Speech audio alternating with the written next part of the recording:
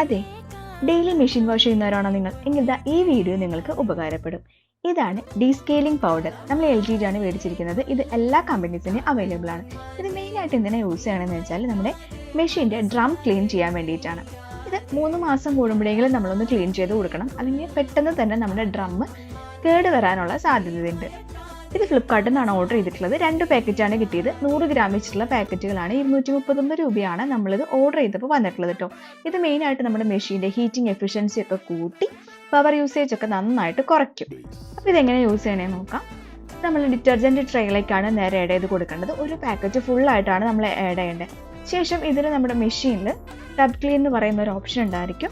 ആ option set ചെയ്ത് കൊടുക്കുക. നേരെ വാഷിംഗ് മെഷീൻ പ്രോസസ്സിനിടാം.